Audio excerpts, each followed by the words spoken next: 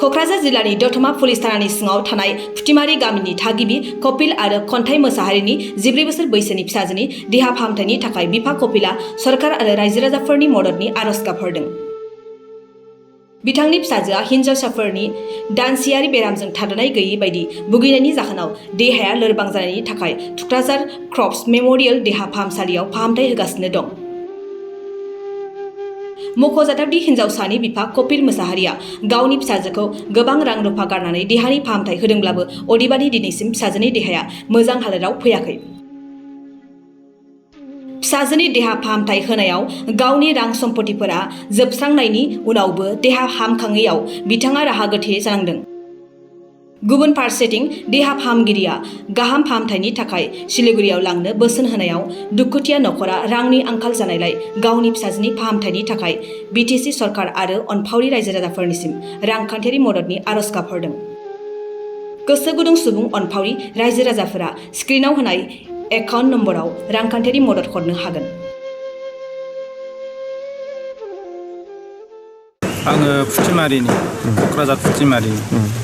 ओमफ्राय नोंथांनि गथ'आथ' लोमजानानै दङ, बे मा जादोंमोन, मारै जादोंमोन? आंनि गथ'आ माने लोमजानानै दंमोन, माने बेनि मेन्सआ माने जै मेन्स फैबाय माने बे बन्द' जादोंमोन आरो ओरैबायदि जादों।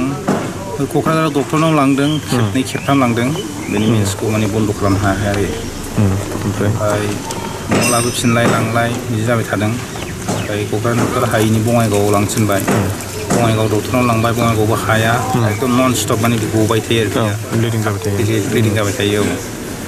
ओमफ्राय दाना बङाइगावनि डक्टरा हरनै हरथामसो सिकित्सा खालामनानै थै सोबावबाय। थैया माने 8 पेकेटसो सोनाय जाबाय आरोखि बे गथ'नाव। 8 पेकेटसो थै सोबाय थेवब्लाबो जाया, खुनुरुखुम देहा थाबथायो, ओमफ्राय बिदिनो थांफिनो आरोखि। ओमफ्राय बङाइगावनि डक्टरा बेखौ सिलिगुरि नङाबा गुवाहाटियाव लांनो थिनदोंमोन आरो ओमफ्रायथ' आं थाखा फैसा गैला, आं बेवहायनो क'क्राझार ओरै थांनानैनो 2 लाखसो फैसा थांखाबाय, गैला, हाबो फानबाय आङो। ओमफ्राय न'आव लाबोफिनबाय आं बङाइगावनिफ्राय, उफाय गैला होननानै आं थुक्राझाराव मोनसे केयार सेन्टाराव लाबोबाय।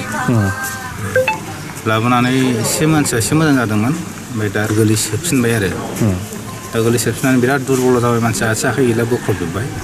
दा थुक्राझार मिसननि बे डक्टरफ्रा होनदों बेखौ सिलिगुरियाव लांनांसिगोन आरो।